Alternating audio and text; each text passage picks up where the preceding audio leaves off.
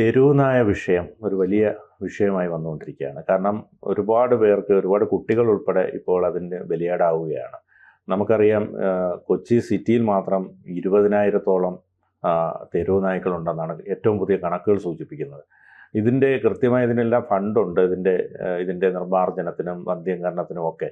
പക്ഷേ ഇതൊക്കെ ക്രിയാത്മകമായി സർക്കാർ ഇതൊന്നും ചെയ്യുന്നില്ല എന്നാണ് മനസ്സിലാക്കാൻ കഴിയുന്നത്. അതോടൊപ്പം തന്നെ വാക്സിൻ്റെ എഫക്റ്റ് കുറഞ്ഞിരിക്കുന്നു. പഴയ പോലെ വാക്സിൻ എടുത്താൽ മരണം സംഭവിക്കില്ല എന്ന് പറയുന്നതൊക്കെ തെറ്റാണെന്ന് തെളിയുന്നു. 2 മരണം റിപ്പോർട്ട് ചെയ്യുന്ന സാഹചര്യം വന്നു. ഇതിനെന്ത് ചെയ്യാൻ കഴിയും?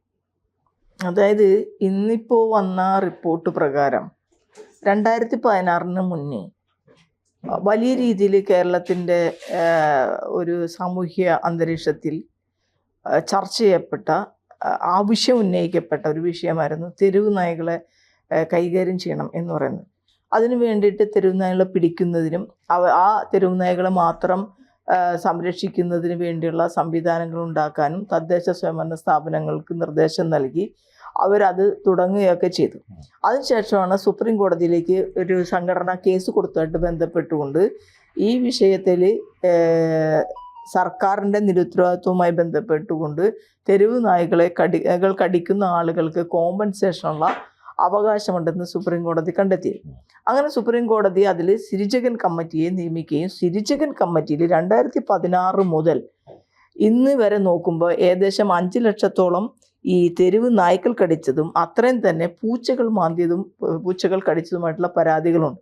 എല്ലാ കേസുകളൊന്നും കോമ്പൻസേഷൻ ഒന്നും കൊടുക്കാൻ കഴിയില്ല എങ്കിൽ പോലും ഇതിനൊരു സംവിധാനം, അതായത് ഇത് കൃത്യമായിട്ടുള്ള സർക്കാരിൻ്റെ അല്ലെങ്കിൽ തദ്ദേശ സ്ഥാപനങ്ങളുടെയോ ഒരു നിരുത്തരവാദിത്വം എന്ന നിലയിൽ, നെഗ്ലിജൻസ് എന്ന നിലയിൽ ഇതിന് കോമ്പൻസേഷൻ അർഹതയുണ്ട് എന്നാണ് സുപ്രീം കോടതി അന്ന് കണ്ടെത്തിയത്. അപ്പോൾ തെരുവ് നായകളെ തന്നെ ഈ തെരുവിൽ എങ്ങനെ തെരുവ് നായകൾ ഉണ്ടാകുന്നത്? തെരുവ് നായകൾ ഉണ്ടാകുന്നതിന് കടിക്കുന്ന തെരുവ് നായകൾ ഉണ്ടാകുന്നതിന് ഒരു പ്രധാനപ്പെട്ട കാര്യം ഈ നമ്മുടെ സമൂഹത്തിൽ വളർന്നു വന്നിരിക്കുന്ന പെറ്റിഭൂഷ മനോഭാവം കൂടിയാണ്. ഒരു പട്ടിയില്ലാതെ ഒരു വീട്ടിലും ഇപ്പോൾ ഈ എലൈറ്റ് വിഭാഗത്തിലുള്ള ആളുകൾ ഇപ്പോൾ ജീവിക്കണില്ല. അവർ ആ പട്ടീനെ മാംസം കൊടുത്തും കൂട്ടിലിട്ട് വളർത്തിയുമാണ് വളർത്തുന്നത്. പക്ഷെ കുറേ കഴിയുമ്പോൾ അവർക്ക് പരിപാലിക്കാൻ കഴിയാത്ത അവസ്ഥ വരുമ്പോൾ അവരഴിച്ചു വിടുകയും അത് മാംസം കഴിക്കുന്ന ഒരു ജീവി എന്ന നിലയിലേക്ക് വലിയ രീതിയിൽ ആക്രമണ സ്വഭാവമുള്ളവരായി മാറുകയും ചെയ്യാം. അപ്പോൾ ഈ തെരുവ് നായകൾ ഇപ്പോൾ നമ്മൾ നോക്കുമ്പോൾ സ്കൂൾ കുട്ടികൾ പോകുന്ന എത്രയോ സ്ഥലങ്ങളിൽ, ഈ വേസ്റ്റ് കിടക്കുന്ന സ്ഥലങ്ങളിലൊക്കെ ഈ നായകൾ വന്ന് നിൽക്കുന്നത് നമുക്ക് കാണാൻ കഴിയും. ഇപ്പം ഞാൻ തന്നെ 2 വീലറിനൊക്കെ പല ദിവസം പോകുമ്പോൾ എനിക്ക് പേടിയാണ്. എൻ്റെ മനസ്സിൽ ഇങ്ങനെ കാണും വലിയ രീതി. അപ്പം എന്നെ പോലുള്ള നമ്മളിപ്പോൾ മെച്ചുറായിട്ടുള്ള ആളുകൾക്ക് പോലും കാണൽ വരുമെങ്കിൽ കുഞ്ഞുങ്ങൾ ഈ പട്ടീനെ കണ്ടു കഴിഞ്ഞാൽ അപ്പോൾ ഓടാതെ അത് അവരൊരു ഭയം അവരെ പെട്ടെന്ന് പിടികൂടുകയും അതിൻ്റെ പിന്നാലെ ഈ പട്ടി ഓടുകയും ചെയ്യും. ഞാൻ കഴിഞ്ഞ ഒരു 6 മാസം മുന്നേ ഒരു കുട്ടി അയാളുടെ വീടിൻ്റെ സൈഡിൽ കൂടെ പോകുമ്പോൾ പട്ടി വന്ന് കടിച്ച് നാശാക്കി. ആരും അറിഞ്ഞില്ല. ഈ കുട്ടി കിടന്ന് വിളിക്കുന്നുണ്ട്, പട്ടി കിടന്ന് കരയുന്നുണ്ട്. ആ വീട്ടിൽ അമ്മ മാത്രമേ ഉണ്ടായിരുന്നുള്ളൂ. കുട്ടീനെ മുഴുവൻ കടിച്ച് നശിപ്പിച്ച് കളഞ്ഞ്. അങ്ങനെ എത്ര സംഭവങ്ങൾ ഇപ്പോഴും കേരളത്തിൽ. ഈ കഴിഞ്ഞ ദിവസം 2 പേരെ കോഴിക്കോട് കടിച്ച്. പക്ഷേ ഇപ്പം എന്താ വിഷയം വെച്ചാൽ സിരിജഗൻ കമ്മീഷൻ എന്ന് പറയുന്നത് സ്റ്റാൻഡ് സ്റ്റില്ലാണ്. അവിടുത്തെ എല്ലാ ഇൻഫ്രാസ്ട്രക്ചർ ഉണ്ട്, സ്റ്റാഫ് ഉണ്ട്, എല്ലാം ഉണ്ട്. പക്ഷെ സുപ്രീം കോടതി പറഞ്ഞ ഒരു പ്രധാനപ്പെട്ട കാര്യം, ഇനി തെരുവ് നായകളുടെ വിഷയം ഹൈക്കോടതികൾ കൈകാര്യം ചെയ്യട്ടെ എന്ന് പറഞ്ഞു. ഹൈക്കോടതികൾ കൈകാര്യം ചെയ്യട്ടെ എന്ന് പറയുമ്പോൾ ആരിതിന് മുൻകൈ എടുക്കും? ഒന്നുകിൽ സിരിജഗൻ കമ്മിറ്റി തന്നെ എടുക്കണം. ഞങ്ങൾ ഈ ഹൈക്കോടതിയുടെ കീഴിലാണോ പ്രവർത്തിക്കേണ്ടത്? അപ്പോൾ സർക്കാർ അല്ലെങ്കിൽ തീരുമാനം എടുക്കണം. സർക്കാർ ഹൈക്കോടതിയുമായി ബന്ധപ്പെട്ട് ധാരണയെത്തി ഈ കാര്യങ്ങൾ, ഈ കമ്മീഷൻ എങ്ങനെ പ്രവർത്തിക്കുന്നതിനെ സംബന്ധിച്ചുള്ള വ്യക്തത വരുത്തണം. സർക്കാർ എത്ര ഓർഡിനൻസ് പുറപ്പെടുവിക്കുന്നു? ഈ വിഷയത്തിൽ ഒരു ഓർഡിനൻസ് പുറപ്പെടുവിക്കുക എന്നുള്ള, കാരണം ഇൻഫ്രാസ്ട്രക്ചർ ഇവിടെ നിലനിൽക്കല്ലേ, അതിൻ്റെ ഓഫീസുണ്ട്, സ്റ്റാഫ് ഉണ്ട്, എല്ലാവരും നിലനിൽക്കുകയാണ്. അപ്പോൾ ഈ കമ്മീഷൻ, പക്ഷെ വേറൊരു കാര്യം, സിരിജഗൻ കമ്മിറ്റി ഇപ്പോൾ ഏതാണ്ട് 368 കോടി രൂപ വിവിധ ആളുകൾക്കായിട്ട് കൊടുക്കാനായിട്ടുള്ള കോമ്പൻസേഷൻ വിധിയായിട്ടുണ്ടെങ്കിലും ഇതൊന്നും പലർക്കും എത്തിയിട്ടില്ല, പലർക്കും കിട്ടിയിട്ടില്ല. ആ കംപ്ലൈൻറ്റ് വേറെ സ്ഥലത്തുണ്ട്. അപ്പോൾ കേരള സർക്കാരിനും വളരെ വലിയ ഉത്തരവാദിത്വം ഇതിലുണ്ട്. സംസ്ഥാന സർക്കാരിനുണ്ട്, കേന്ദ്ര സർക്കാരിനുണ്ട്. കാരണം കേന്ദ്ര സർക്കാർ തന്നെയാണ് ഈ പട്ടി സംരക്ഷണവുമായി ബന്ധപ്പെട്ട്, അതായത് നായ്ക്കളുടെ സംരക്ഷണവുമായി ബന്ധപ്പെട്ടുകൊണ്ട് നായ്ക്കളെ കൊല്ലാൻ പാടില്ല എന്ന് പറഞ്ഞുള്ള ഓർഡർ ഇട്ടേക്കണത്. മേനകാ ഗാന്ധി ഇരിക്കുന്ന സമയത്താണല്ലോ. ആ ഓർഡർ ഇതുവരെ ആരും തിരുത്തിയിട്ടില്ല. അപ്പൊ അവര് പട്ടികളെ കൊല്ലാൻ പാടില്ല, അന്ത്യംകരിക്കാൻ പാടില്ല, പട്ടികളെ കൂട്ടിലിടാൻ പാടില്ല, പട്ടികൾക്ക് സർവ്വ സ്വാതന്ത്ര്യം കൊടുക്കണം. പട്ടികൾ കടിക്കുന്ന മനുഷ്യരുടെ കാര്യം മാത്രം ആരും പറയുന്നില്ല. അത് കൊച്ചു കുഞ്ഞുങ്ങളെ അടക്കമുള്ള ആളുകളെ ഇത് കടിക്കുമ്പോഴുള്ള വേദന മാത്രമല്ലല്ലോ. ഇപ്പൊ അതിനെ പട്ടികൾക്ക് പേയുണ്ടെങ്കിൽ അതിനെ പ്രതിരോധിക്കാൻ വേണ്ടി സിനിമയിൽ പറയുന്നുണ്ടല്ലോ, മനുഷ്യരെ കടിക്കുന്ന പട്ടിക്ക് ചോദിക്കാൻ നിയമം ഉണ്ടെങ്കിൽ ഇവിടെ മനുഷ്യർ ചോദിക്കാൻ ഒരു പട്ടിയില്ലെന്നൊക്കെ പറയുന്നത്. അല്ല, അത് വളരെ യാഥാർത്ഥ്യമാണ്. അത് ഇന്ന് യഥാർത്ഥത്തിലുള്ള ഒരു സംഭവമാണ്. ഇനി നമ്മൾ ഹോസ്പിറ്റലിൽ ചെന്ന്, ഗവൺമെന്റ് ഹോസ്പിറ്റലിൽ വലിയ വാർത്തയായിരുന്നു. കേരളത്തിലെ ഗവൺമെന്റ് ഹോസ്പിറ്റലില് ഇതിനുള്ള പ്രതിരോധ വാക്സിൻ, റാബിസ് ഇഞ്ചക്ഷനുള്ള വാക്സിൻ ഉണ്ടായിരുന്നില്ല.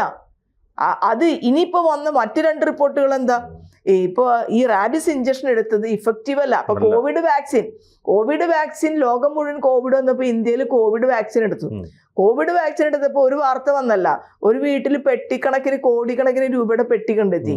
എന്താ കാര്യം? വെള്ളം കുപ്പിയിലാക്കിയിട്ട് ഇത് കോവിഡിന്റെ വാക്സിനാണെന്ന് പറഞ്ഞ് കൊടുക്കുകയാണ് ഉണ്ടായത്.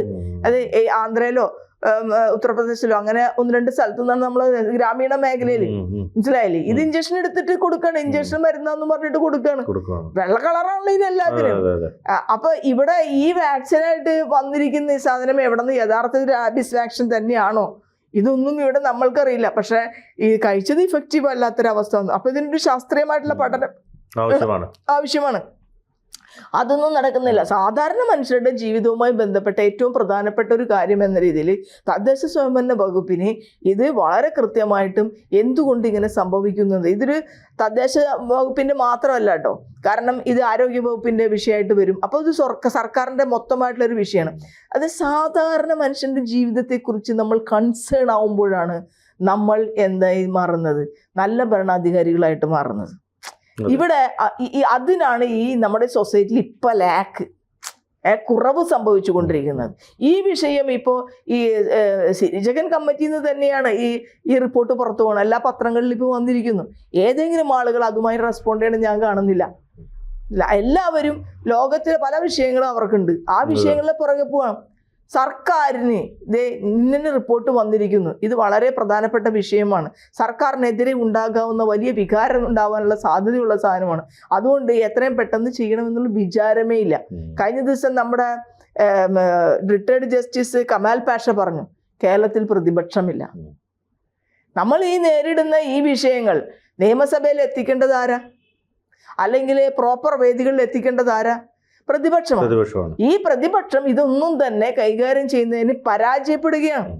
സർക്കാരിനെ കൊണ്ട് ഇത് ചെയ്യിക്കുന്നതിനോ അല്ലെങ്കിൽ സർക്കാരിന്റെ ശ്രദ്ധയിൽ കൊണ്ടുവരുന്നതിനോ, നല്ല പ്രതിപക്ഷം ഉണ്ടാകുമ്പോൾ നല്ല ഭരണം ഉണ്ടാവാന്ന് പറയും. നമ്മുടെ ജനാധിപത്യത്തിൽ ഏറ്റവും പ്രധാനപ്പെട്ട ഒരു 2 കാര്യമാണ് പ്രതിപക്ഷവും ഭരണപക്ഷവും പരസ്പര പൂരകമായി പ്രവർത്തിക്കുക എന്നുള്ളത്. പ്രതിപക്ഷത്തിന് വിമർശിക്കാനുള്ള എല്ലാ റൈറ്റും ഉണ്ട് ജനാധിപത്യത്തിൽ. പക്ഷെ നമ്മളൊക്കെ ഇരുന്ന് പറഞ്ഞതുകൊണ്ട് മാത്രം ഈ പ്രശ്നങ്ങൾക്ക് പരിഹാരമില്ല.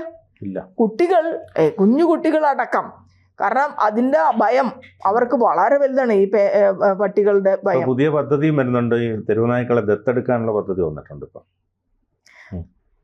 കുട്ടികളുടെ ദത്തെടുക്കാൻ ഇവിടെ ആളില്ല. ഈ തെരുവിൽ നടക്കുന്ന നായകള് ദത്തെടുക്കപ്പെട്ടിട്ടുണ്ടെങ്കിൽ ഭയങ്കര മൂർച്ചയുള്ള അഗ്രസീവായിട്ടുള്ള സ്വഭാവമായിരിക്കും അതിൻ്റെതാണ് നമ്മൾക്ക് അറിയാൻ കഴിയണത്.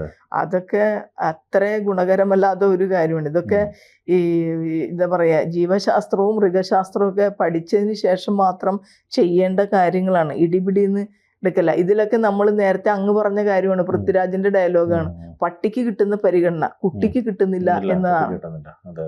അതാണ് സർക്കാരിന്റെ നയം. ഇതിൽ സംസ്ഥാന സർക്കാർ മാത്രമല്ല കേന്ദ്ര സർക്കാരിന് വലിയ റോളുള്ള ഒരു കാര്യമാണ്.